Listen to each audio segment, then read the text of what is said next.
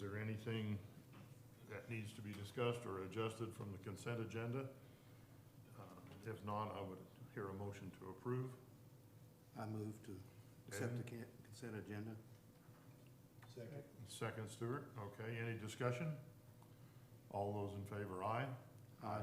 And opposed? All right. The public comment. Are there any public comments from our public in attendance? Commissioner Bill?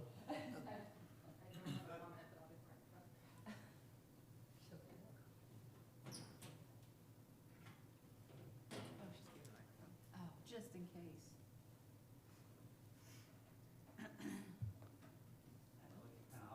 Everybody's. Okay. If not, we will move on to our report from our Director, Chief Executive Officer, President Lana. Good morning. Thank you, Chairman. All right, Project Eagle, if you remember, that's a project we responded to a Department of Commerce RFI. We've not heard anything back from the Department of Commerce. Quite honestly, all of the projects that we've responded to through the Department of Commerce, we've not had any updates on for over a month. So we'll continue to follow up, and hopefully we'll be able to get some answers as to whether or not we're still in the running or if the project's even still considering building. Green River, they are working on traffic studies and engineering for their site, so hopefully we'll be able to keep that one moving forward, and we'd like to see that one get finished up. It's a good project on a piece of property that we've worked with for quite a while, so it would be good to have this one finished. Housing projects, things are moving. We did talk with the city of Holcomb. J.R. Roble came out with me and we met with the Holcomb City Council to discuss opportunities for them moving forward. We have a project that we would like for them to apply for a moderate income housing grant for. So we talked with them about how that process works, and we'll meet with them again early in September to finish up and get their authority to go ahead and prepare that grant on their behalf. And that one would be for some duplex units that we're looking at for the city of Holcomb. And those duplex units, however, would help us to open up a development property that would allow us to do some more single family for the city of Holcomb, which I think they were very pleased to hear about. Project 521 is a housing project west of Garden City, between Garden City and Holcomb. And as we've talked about, we have to have a wastewater solution there in order to support any significant housing or commercial or industrial projects. And we did work with the county, and we have requested information. Good morning, Larry. Sorry. We've requested information from PEC and met with them virtually with Robert Reese, the county administrator, so that he could get a comfort level with PEC. We've worked with them for years through the city of Garden City, and they've done most of the wastewater studies related to the city and are very well aware of the sewer districts and such that are in the county. So we're moving forward with that, and we'll have a completed study hopefully within just a couple of months and be able to really determine exactly what our next steps are to prepare for wastewater in that envelope, if you will, between Garden City and Holcomb. The nice thing about those projects, they would stay in the county. They would not be annexed into either city, and they give us an opportunity to utilize some land that really is challenging to farm because of all of the traffic around it, and is probably better suited at this point to be residential, commercial, and industrial. 321, this is the project that has USDA funding tied to it, and we just went before the Planning Commission. I represented the developer at that meeting. Things went well. We got their site plan moving forward, so excited about this. This is the USDA project that does include, in the second phase, includes a child care center, a community center, and some community gardens. So going to be a very nice project for us. 820 is Lost River subdivision. That's the one up by Campus Avenue. And that project is moving along. They've sold several of the first street of lots, and their RHID is underway through the city. Project Red Wing is a commercial and light industrial development that we're working with a developer on, and things are moving along there. We've got some engineers working on what they believe will be some good estimated costs for the full development to give the developer an idea of how he wants to break the project down. And we'll continue to work through the process with a potential TIF district, a tax increment finance district, that would allow them to recoup the increment in property taxes to pay for some of the infrastructure on that. We also, I don't have a slide on it, but we've also started working with a developer on a development in town that would be a mixed-use project. One of the challenges we came up on is that we don't really have a mixed-use zoning area. So we're working with the Neighborhood Development Service Office, and they broached the idea with the Planning Commission at their last meeting, just talking about where we might want to stick mixed-use developments, if we want those to be in commercial or, you know, C1, C2, what we want to look at there. So we'll continue to work with NDS to get that through the Planning Commission and actually incorporate that into our zoning regulations so that going forward, we can do those mixed-use developments. Just as an idea, those are areas that you see quite often. You're way back there. Those are areas that you see where we have commercial restaurants, bars, service industries on the main floor, and then we have residential living above those, commercial offices, those types of things. So kind of similar to a downtown, if you will, but allowing us to put those out within the community so that we give folks a little better opportunity to live, play, work in one area where they're not having to travel between those portions of their life. And certified site development, Steve has been working on this in all of his free time that he doesn't have, but he's making good progress on this, so we'll continue to move forward with that. Lots of meetings over the past month. Things have been very busy. As you know, I've been traveling with Leadership Kansas, and again, I thank you guys for the opportunity to do that. I'll be leaving after this meeting for Pittsburgh, so be thinking of me as I drive all the way across the state, and be thankful I have air conditioning in my car.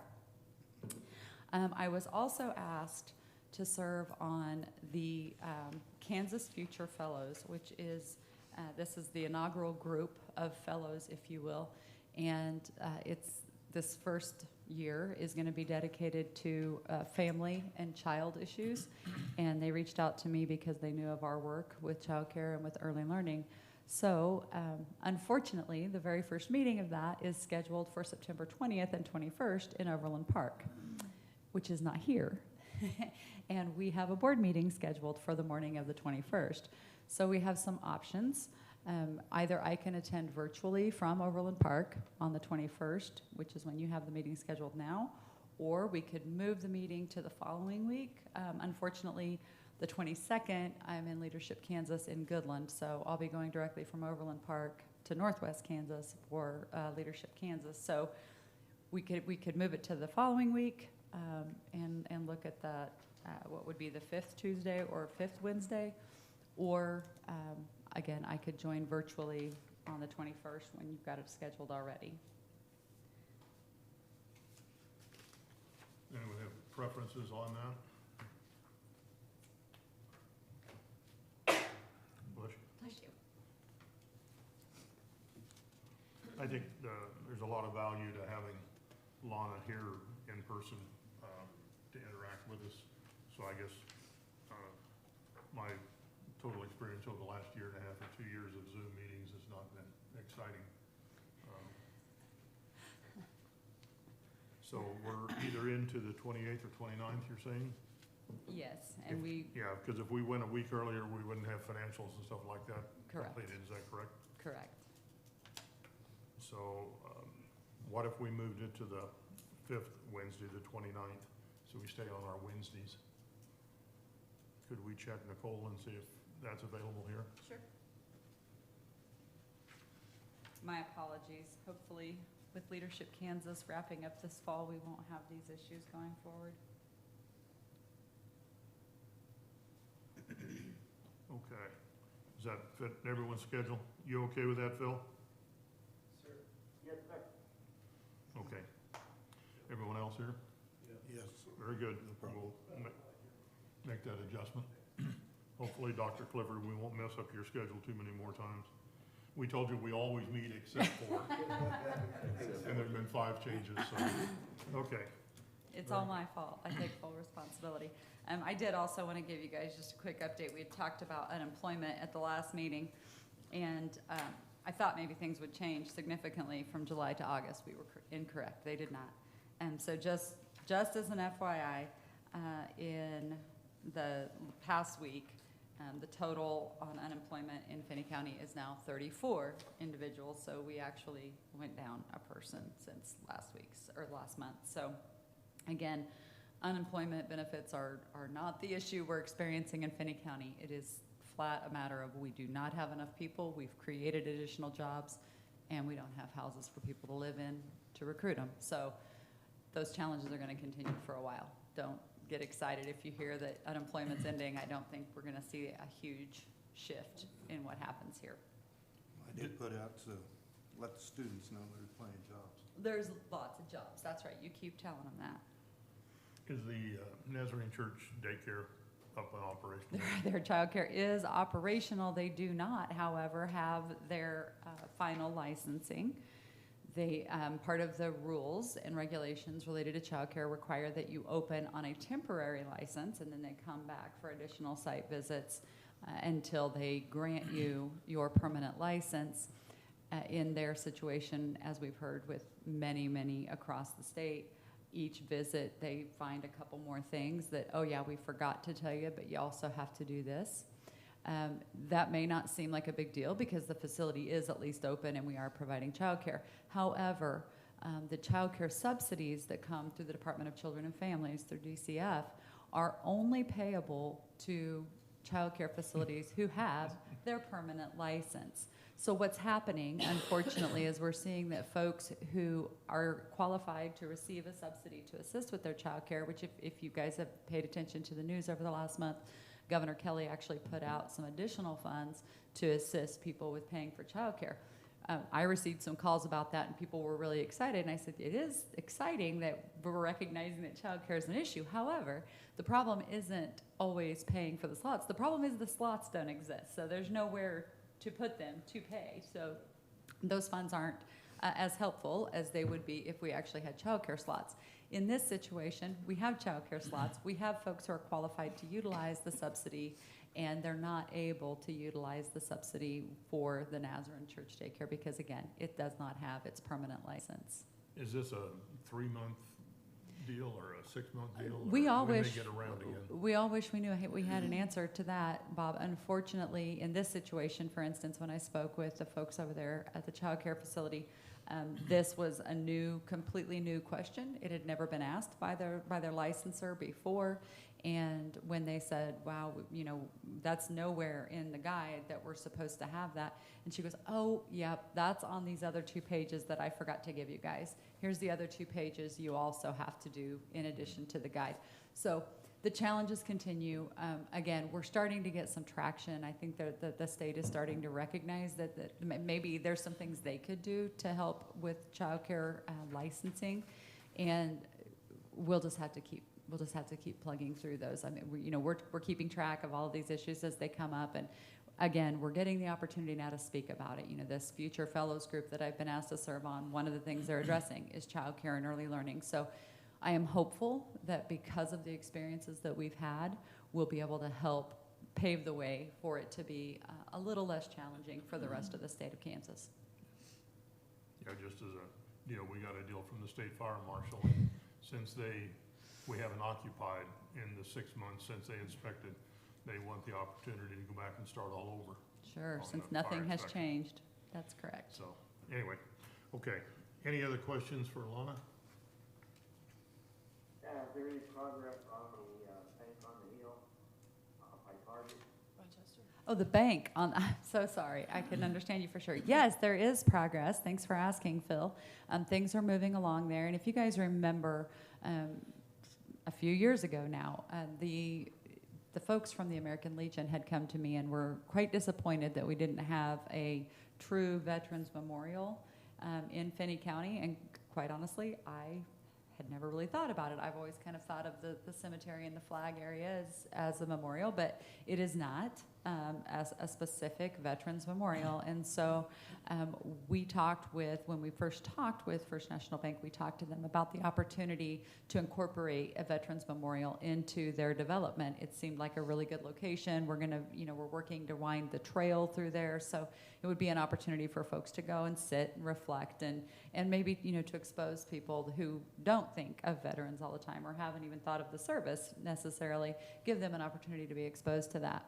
First National Bank jumped all over it. They were happy to allow us to do that. So we actually followed up. Matt Bennett from First National Bank and I went and met with the American Legion, the Vets for Veterans, and the VFW last Friday and started the process of identifying what type of a memorial they want, how much space we're going to set aside, are we going to have water features, all of those things. So we have another meeting this morning. I'm meeting with Neighborhood Development Services and the Parks Department to talk through the process and how that will look. And then we'll assist them, obviously, with raising the funds to build the actual memorial. But things are moving.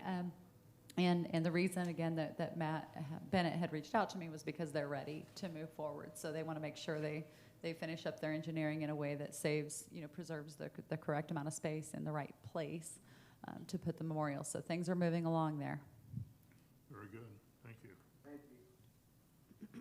Anything else? Okay. If not, Nicole? Good morning. Good morning. We've had a busy month as far as workforce goes. We've set a date for the freshman career fair, which fingers crossed we're still in person.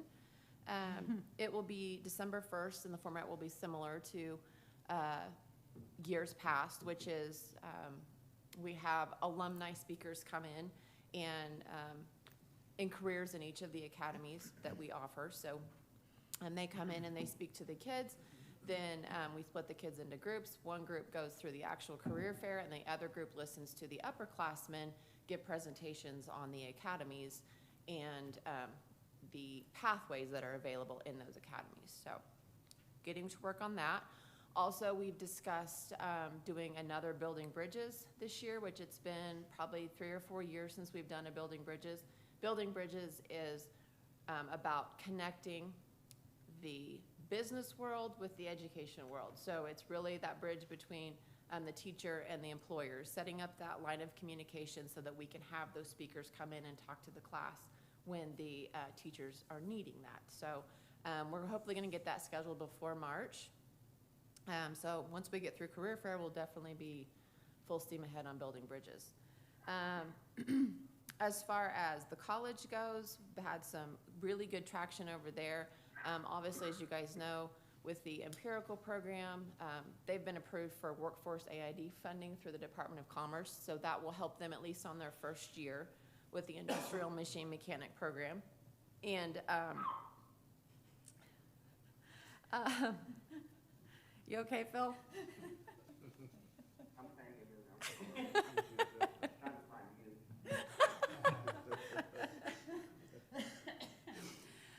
And then last week we had some conversations in a Zoom with Empirical on the possibility of getting their program set up as a registered apprenticeship through, that's a federal program. And once it's registered, they basically get, the employer gets reimbursed for their education expenses. So at roughly about $3,000 per student, they'll be reimbursed. So it will help.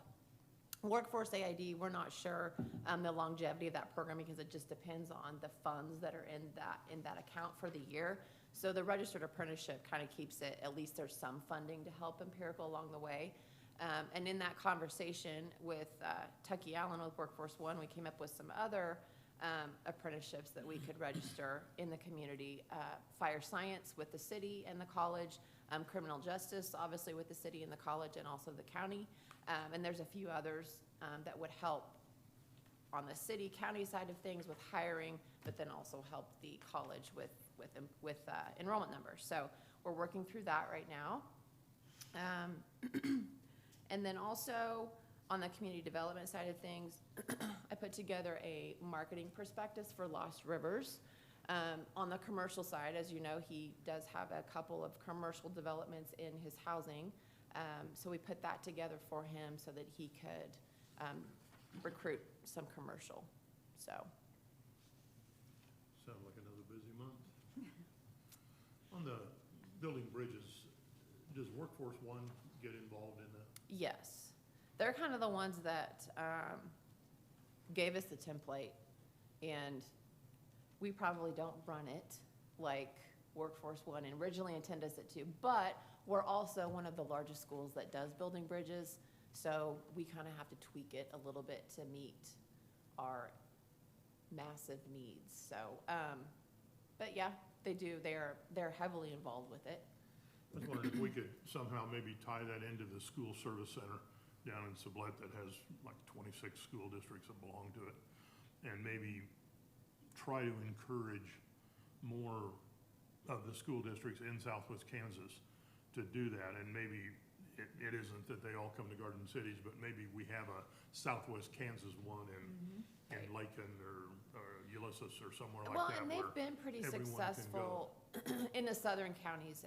Seward County does a very successful one actually in their high school. Elkhart's done a few, Hugoton's done them. So I think they work really well in the smaller schools. We're just kind of a different beast. There's a lot of pathways, a lot of employers, a lot of teachers. So it's just a lot of moving parts. And I know we've had issues in the past of, you know, obviously areas that we can improve, but yeah, I think we've even discussed, is there a way we can do a regional one? And logistically speaking, we don't probably have a venue that's big enough for all of them, but your idea of having some type of encouraging it, I think, is a good idea. Well, I think, you know, going back to the unemployment situation that Lana talked about earlier and how often we've talked about we need to draft employees from these various communities. I think if we can showcase the opportunities that are here by sharing that. Well, and I think that Garden City can be used as a I think success in the fact of getting the employers in to talk to the kids is helping. It's the whole reason why we have the empirical program at the college. It's the huge reason why we have carpentry, why the auto mechanic program is as large as it is now. I mean, that's just been those employers getting into the schools and talking to the kids and explaining to them careers that we have here. So I think slowly but surely we're making progress. So Yeah, but if we had a group of 10 or 12 employers who would be willing to travel to a little bit more remote sessions of this, and then see where it goes from there. Yep. 'Cause we've got to find a way. Yes, we do. Okay, all right, thank you. Every Nicole. way. We have to find every way. Every way. All right. Any other questions for Nicole? All right, and I believe Mr. Cottrell? Good morning. Good morning. As Lana mentioned, when in my spare time, I'm working on certified sites, which right now are predominantly in the Quinby area between Garden City and Holcomb. We're doing our own certified site process rather than using the one that the Department of Commerce has adopted. And we're doing that because as soon as we host a certified site on the Land One Information System through Commerce, it's out in the world for everybody to see. And we don't want to have our site get poached by someone thinking, oh, hey, there's a good piece of industrial potential ground, I'm going to go buy it, sit on it, and hopefully make lots more money than I paid for it when I sell it to a prospect. So we've convinced them to allow us to do our own certification, and we post it on Lois in a secured site that only us and Department of Commerce can see. It's not out there for everybody in the world. So Shannon took a bunch of the certified site documents and other proposals that we'd replied to and kind of meshed those into a simplified form. So I've been using that as I'm going through these things. And I'm finding areas that, oh, that's redundant because we just asked this question here, so I delete this one, but then I say, oh, I got to add something else in this area. So it's an evolving format as I go through, but I'm getting very close to having 4 or 5 of them ready to send out to our partners, which would be the Rural Water District, Wheatland Electric, and Garden City Western Railroad, and Black Hills. Had to throw you in there, Phil.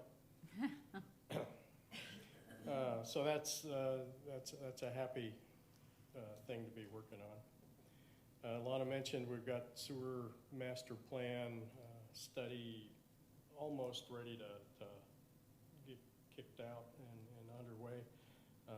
That's about a 4-month process, so hopefully by the end of the year we'll have a lot better feel for what's going to be required to put sewer in place out on the west side of town. That study would also look at potential connections back into Garden City, where it might be for a site or 2, or maybe the whole area, as opposed to having a separate wastewater treatment facility, whether that's a lagoon or a package plant of some kind. So good work moving there. Project Red Wing, they're surveying and platting in an effort to get ready for the rezoning. Will get underway here by the end of the month. So they're moving along on that effort quite as fast as they can. The TIF district, Lana mentioned, we've got, will assist in looking for an attorney to help the developer in that process.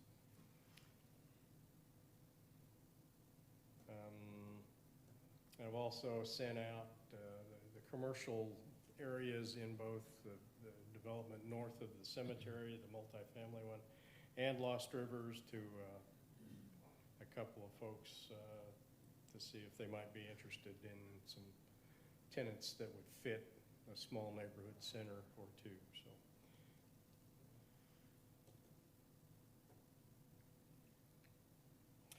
Hunter's Glen, the RHID will hit the City Commission first meeting in September.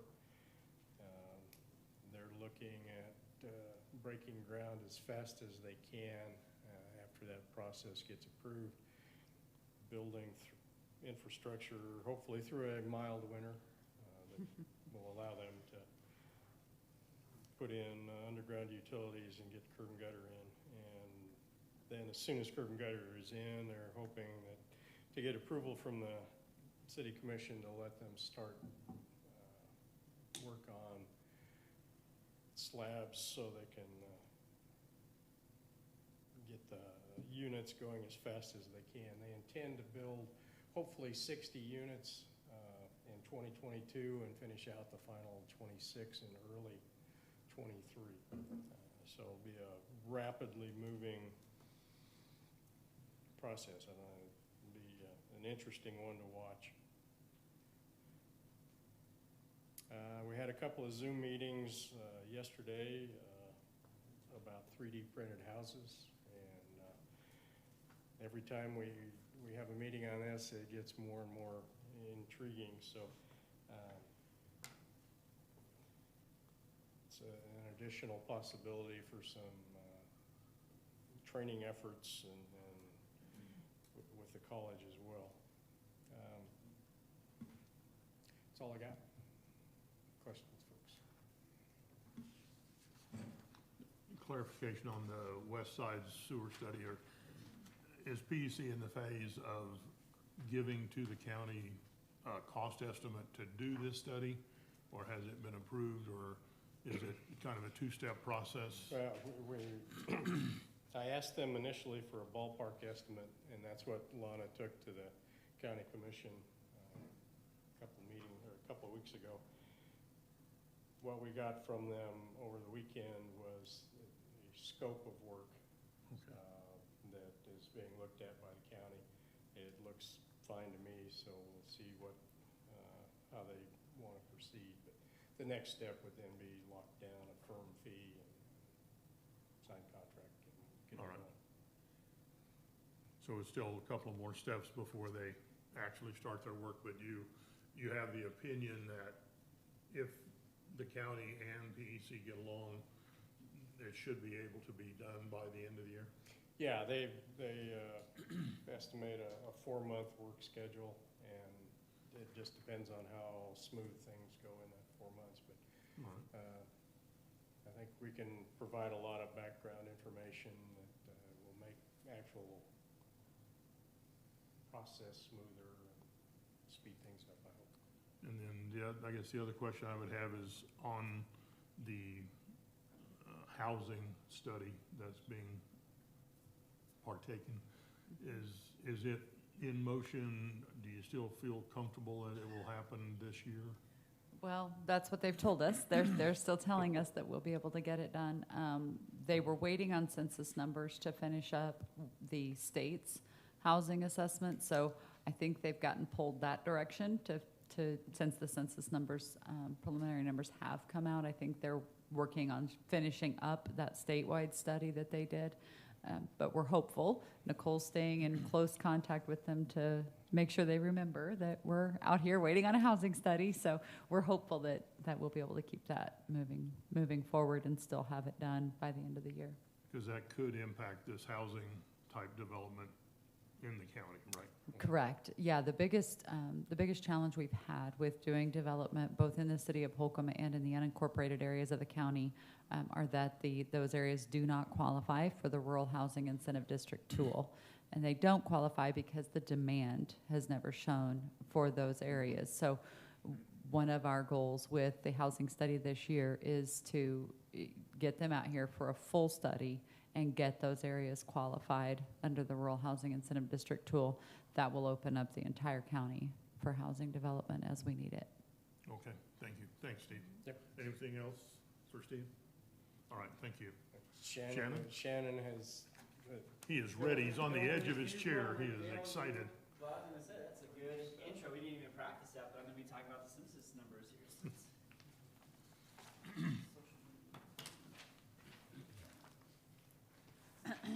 All right, good morning. Good morning. First, talk about the social media stuff really quick. August, GreaterGardenCity.com had just over 3,000 views. Top stories, a couple from the school district about new administrators, new principals, stuff like that. The community calendar came in as third most viewed thing on the website. Hall of Fame for 2 graduates. I think that was a story actually at the last month, maybe at the end of it, but it was still pretty highly viewed. And then Randy Grizel announcing his retirement. For Garden City Journal, we're actually right in the middle of a pretty big story on there. 93,608 post views, or 3,343 a day, which reached just under 41,000 unique people with 8,413 engagements. The top story is the Spirit Halloween in Old Navy opening this week. Spirit actually might be a little bit later. It was supposed to open up yesterday. Had a little bit of an issue with their building, but that's the top story. But that was posted yesterday, and since I put this report together yesterday, we've had more than 10,000 new views, so over 100,000 views now from the last 28 days. And just since we've been in this meeting, we've gotten another 150 views. So that's a continuing story, and actually it'll be interesting to see how this goes, because there will also be another, I think, pretty big post today going out about a retail development going into JCPenney's, which I guess by the time anybody sees this, they'll see the Facebook post, which will be Ollie's, not Aldi, the food store, Ollie's, a discount retailer, which is actually a really up-and-coming retail chain that's kind of more in the east into the south. But they're going to be going to JCPenney's, and we'll see how that post goes today. But some other posts, Napoli's going in, the progress on that, the Wind playing in the championship series did pretty well. And then the Historical Society has these series of videos, and one of them was about who has been Grimsley, and that actually did really well. That's probably the biggest kind of history post that we've had in a while on Garden City Journal that did really well. And then Greater Garden City's Facebook page, we had just short of 6,000 post views, for about 200 a day. Okay, so I'm gonna take a look at the census. So we got the first kind of batch of numbers in. This presentation has a lot of slides, but the good thing is we kind of just get to flip through a lot of them and just kind of see the changes under different scenarios. So if we go to the first slide, here is what the newspaper said. And this is not just us, this is actually from the Capital Journal. Topeka Capital Journal newspaper, they just kind of use their headline in our newspaper. So their headline is Metro's Growing, Rural Losing Residents. And usually when they put this story, if you look at other newspapers that have basically this story, they have some picture that looks like, next slide, something like this. This one's actually not too bad because it's one that I wanted to put up there. This is a population count from the census. A lot of times, for some reason, they put Metro's growing, rural loses population, and then there's a map of population density. Like, I don't know why they did that, but that's the kind of thing that went on there. I think if we're talking about the stories of what's growing and what's shrinking, we should at least look at a map of growing and shrinking. So if we go to the next page, this is my representation of the growth or loss of population across Kansas. And to me, we start to see a little bit different pattern, because to me, when they say rural Kansas, a lot of times I feel that means western Kansas. It doesn't necessarily mean that. But this is the overall population up and down. This isn't percents, this is actual counts, up and down. But it's kind of hard to see what's going on here with growing and shrinking. So I kind of split this up. So I looked at what counties are growing. Okay, well that's I think good news for us out in western Kansas. If we look at the counties that gain population from the census, and when I talk about western Kansas, in my mind, I'm taking Ellis over, so not including Ellis over here. If we're talking about that, we're talking about half of our counties grew, which is pretty good, especially with the headline of rural shrinking. So when we're talking about rural Kansas shrinking, because they have to get that numbers from somewhere, where are they shrinking? What does that look like? Well, if we go to map of loss, so this is a map of population loss of 500 or more. We definitely see that there's a different concentration of where that population was shrinking. Southeast Kansas for sure, and we kind of have like a little corridor here, Reno, Salina, all up in here. That's where the major loss is happening, at least according to the census.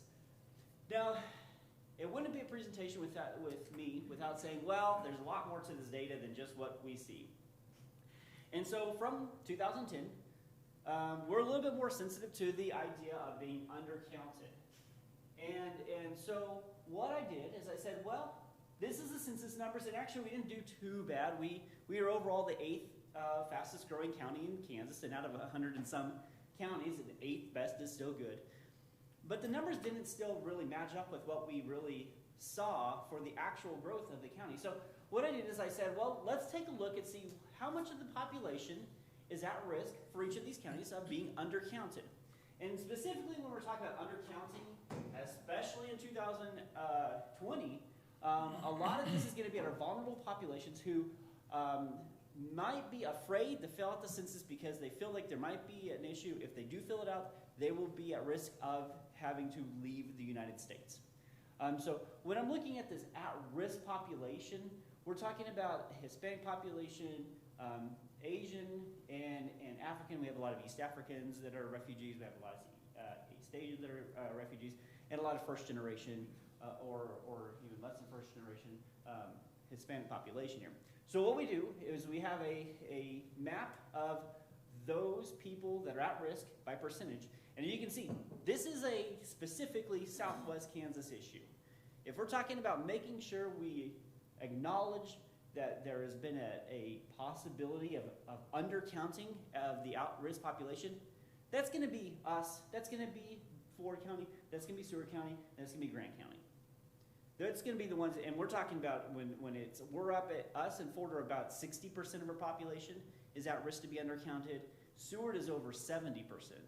And then Grant is at 50, and there's a whole bunch of undercount.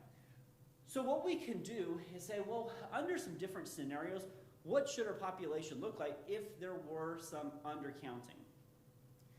And so here's the one complicated chart I have today. So here is our census numbers from 2010. Here's our chat. So this is what the chat said our numbers should come out. That's the housing study. That's the housing study. which looks at not just our population, but our school enrollment, our utility hookups, our building. It said we should be around 42,000 for Finney County. So here's what the census said. The census said we're at 38,000. So they said we gained 1,700 people-ish, 4.6 growth, and that would give us a growth rate out of all the counties in Kansas, 8%. So I have these three different scenarios, a 1/10 undercount, a 1/7 undercount, and a 1/4 undercount. And what do I mean by that? A 1/10 undercount means just looking at the vulnerable populations in our county, but in all the counties across the state. We're saying that we have a chance that 1 out of every 10 families did not feel comfortable enough to fill out the survey, the census. So 9 out of 10 of those vulnerable populations did, 1 out of 10 didn't. A 1/7 undercount means that 1 out of 7 families weren't comfortable filling out the survey for whatever reasons. 6 out of 7 families did, and then 1/4 didn't, and the 1/4 side, and 3/4 did, and that. And if you look at the research, and I was talking around to some people, the reasons I picked these numbers, almost everybody says that 1/10 is almost for sure. Nobody's going to argue with that. Even the most staunch, the census did a good job. I think the understanding is that 1/10 is probably pretty much, that definitely happened. The best conservative guess is around a 6th, a 7th, or an 8th of the people. So 1 out of 6, 1 out of 7, or 1 out of 8 of those vulnerable populations didn't fill out the census. So that's probably our best guess. And then that 1 out of 4, if when we talked to some experts, they said, what do we expect? Like if you said, really, what's your best guess at how many people didn't fill out the survey of the vulnerable populations? The best guess is really around, like, if you really get down to it, probably a 1/4 to even maybe a 1/3 of those vulnerable populations didn't fill out the census because they didn't feel comfortable this time around doing it. So under these 3 different scenarios, we get different population counts. So if we talk about a 10th undercount, we're up to 41,000. A 7th undercount, we're at 42,000. And a 4th undercount, we're at 46,000. And you can see how that happens. One of the biggest things that changes to us is how fast the rate of Finney County goes up in growth if we acknowledge the undercount. And I'm applying this undercount to everybody. So Johnson County gets this undercount. I mean, Seward County, everybody gets this undercount. If we acknowledge that we have some undercount, we start to become one of the fastest growing communities in Kansas. The one that's good to see is this is what people said. People just say, what would that undercount look like in a 7th? Well, if we go take a look at that 7th undercount and then go take a look, go back one more, go back, and we go look at that chat estimate, those line up really close. So the number that we got from just estimating how our city is functioning lines up pretty well with the census count plus what a reasonable and a good conservative estimate of that undercount would be. So there's a pretty good estimate that we probably missed about 1/7 of every one of our vulnerable families in Finney County. Okay, so what does this kind of look like? Excuse me, Yes. are you talking families or individuals? Well, so you fill it out as a family, as a household. So it's easier to think of missing 1/7 of your households. So roughly that'd be 1/7 of your people when we're talking about a vulnerable family, because we just have those family units in this scenario. But so I mean, it technically would be a 1/7 of those families, or whoever's had a household filling out the survey. But I'm using that as a proxy of a 1/7 of our population. So is there a multiplier then you use to convert to individuals? If we miss, so I'm just taking the 7th down. So if we're missing a 7th down, then we just put a 7th on top. Or actually, it's a little bit more than the 7th. Because, like, say if you miss, this is getting into technical details, say there's actually 10 people in the population, just in some population, we only counted 5, so we missed it by half. You can't just times it by half, because that's 7.5. You actually have to times it by 100%. So you can't just add a 7th, you have to add a 7th and then a little bit more to get back on top. But, right. So using that as a proxy to get back up to what the population looks like. Okay, so let's look at these different scenarios and what it looks like for overall population change, growth, and loss for each of these things. And this is where there's a lot of slides, but it's just kind of flipping through a bunch. This is what the census says. Next one. This is what it looks like at a 10th undercount. And we start to see in western Kansas, we're not even just having a bunch of pink. We're starting to actually have some growth. Next one up to a 7th. This is our best guess of what's going on, and you could definitely see. And we did a pretty good job in the census. Finney County, we're up 5%. Seward County is marked as a loss, and a pretty deep loss of population. If we take this, they're actually up over 1,000 people with this kind of undercount. And then we go to a 4th. This one is probably a little bit estimated too high, but we can see in this case, Western Kansas is definitely growing. Okay, so let's look at where the population growth is, or I guess we're looking at loss. So how does this change the losses? So this is what the census said. We go to a 10th undercount. And we have no, if we just assume that really basic, we have 1/10 undercount of our at-risk populations. We had no counties in Western Kansas that lost more than 500 people. Keep on going, 7th, and then a 4th. Okay, and then the growth, it goes from Western Kansas has a pretty good base to a 10th, to a 7th, to a 4th. Okay, so this is the last piece, and this kind of is going to be the one we're talking about statewide, the statewide housing study and our area housing study, where we're trying to make the case that it's not just Finney County that's growing. We need to have this Haskell needs to show that there's growth. Kearney needs to show that there's growth so that we can all use some of those things. So this is broken up by regions. This is how KU, who houses a lot of this data that I use, this is how they break up Kansas. It's a little bit weird because you kind of see Kansas City is kind of like split up in this. But the thing to note when we flip from this all the way through to the different types of undercount, look how big of a difference this will make for us. And look how big of a difference this won't make for over here. So if you go look at here's us, then do right there we go. If we just have a basic undercount, we're already as a whole region up 4%. Not just Garden City or not just Finney County, the whole region is up. These aren't going to change that much. So we're already up 5,000 in our region. Go up to our best guess, we're up 9,000. You can see nothing really has changed much over here. And then this 4th undercount, we're doing stellar as a region if that's actually the undercount. And again, I think that's a little bit too high of an estimation. But you can definitely see if you flip through, go back and forth really quick, Lana, just to see how much of a difference these undercounts make on these different regions. Not much is changing out in eastern Kansas. This is making a big difference out here in western Kansas. So what's the story?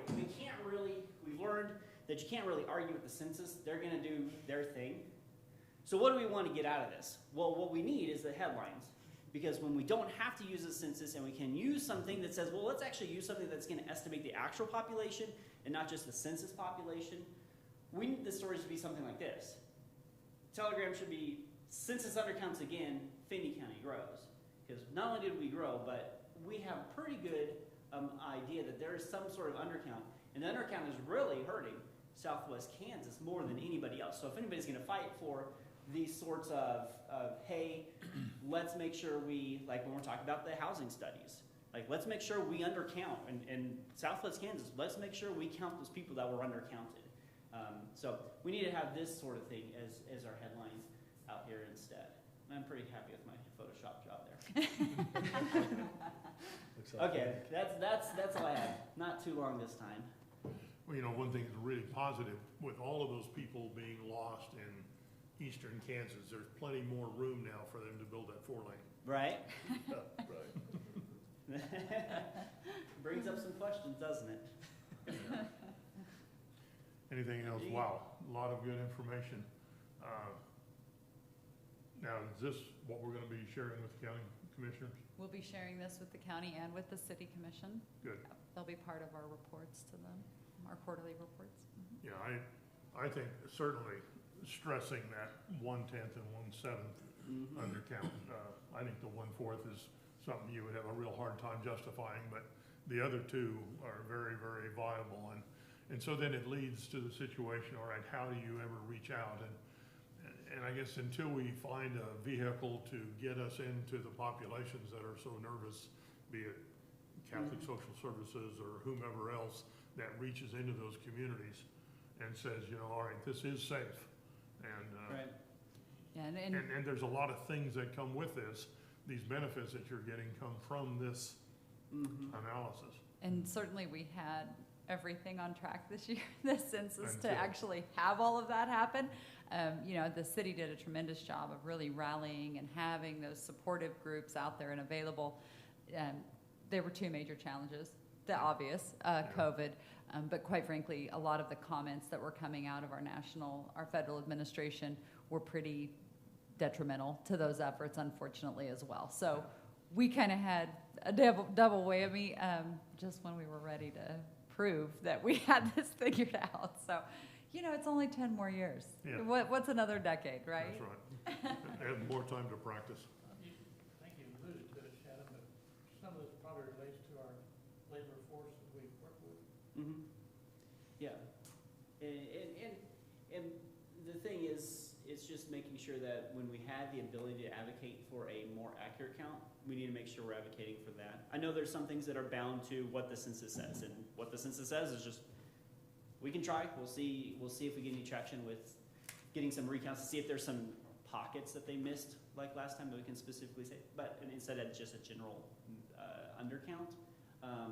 But if there's things when we're talking about spark money comes in from the federal government to the state, and then the state decides how we're gonna split it between all these populations, maybe they should use an estimate that uses undercount as that population breakdown instead of just straight census. And those kinds of advocacies we can do in this. So, and that directly affects our workforce and how much money we get to help aid that workforce in some of those federal grant monies, so. Okay. Very good. Thank you. Very, very good information. Is there any new business we need to bring around? I guess the only thing I would say is that we had some evaluation forms, and there's some comfort level issues with those forms.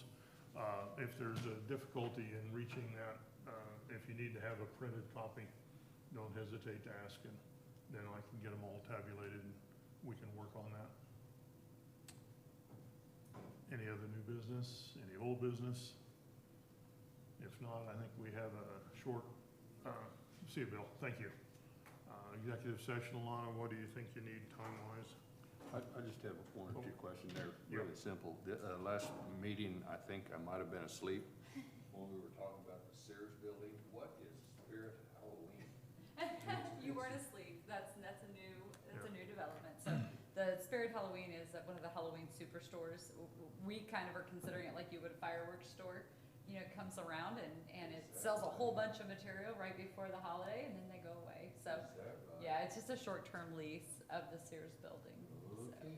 yeah, but boy, are people excited. Oh my gosh. And what was the one for the Penny's building? What was that name? Ollies, O-L-L-I-E, Ollies. Yeah. Was this my list? Yes. Thank you. No, thank you. This will be whatever it is. So, thank you. Okay. So that Halloween, is it retail or Yeah. is it? Yes. Okay, Uh-huh. it's all retail, there's no spook house or No. anything? Yeah, No, spook it's- house, yeah, I mean, you right. can build your own spook house. If you're volunteering to run a haunted house, this is where you would go, Stuart, to find all the goods in order to do that. Okay. You're not volunteering to run a haunted house. Oh, okay. I know for a few years ago, we had a competition up in Overland Park around, well, it's always middle of October. And all the students wanted to go to Spirit Halloween. Yeah, And I had to drive them, so. it's kind of a big deal, Stuart. Yeah. One- So, One more question. The Quinby area, I'm at loss as to exactly Right, where that is. right. So Quinby is the original rail stop between Garden City and Holcomb. Okay. It was the original rail stop in Finney County, actually. So Quinby is a recognized area in that envelope between Garden City and Holcomb. Uh-huh. So we call it Quinby because we like it and it shows up on maps. The Okay. sewer district that they're talking and Yeah, that's studying what I'm referring to. is basically from VFW Road to Anderson Road, relatively from the tracks to the bypass. Oh, okay. That's the piece that they're gonna study. Now, obviously, not all of it would be in the first phase, but we need to be able to handle, if there's a prospect that wants to build on the bypass, we have wastewater we have to handle. Okay. And there's a And- break and- point. And it's a rule, it runs downhill. Bob keeps reminding us of that. There's a break point at, when we get far enough west, we can actually push wastewater over to Holcomb if needed. Their lagoon systems can take some additional wastewater. But there's a pretty large swath in there, as Bob indicated, where we just don't have a solution. We don't have enough capacity to take it into the Garden City system, and it can't go west. Okay, Yep, thank you. you're welcome. I had it further west than that in my mind, but, Yeah, and that's kind of the no man's land in between there, Yeah. and then that's the next decision. Obviously, if they go with a plant, it would probably be a phased type situation, or work an interlocal agreement to bring it back, pump it back into the city. But they would have to go in quite a ways to get a large enough interceptor main and stuff like Yeah. that, okay. so. Yep. Okay, Truly, 15 minutes? I would say 10 minutes for All right. client, and then you guys can go into We've been through non-elected. this before, we're gonna have 15-minute executive session. That's it. So if there, and just remind everyone, next month's meeting is on the 29th. It's a week later, on Wednesday. So if that, I hear a motion to adjourn into executive session. I so moved. Larry, a second? I'll second. Second, David. All in favor, or any discussion? All in favor, aye? Aye. Very good. We'll have a, And just so the record reflects, this first executive session is for client, the purpose of client confidentiality. thank you. Uh-huh.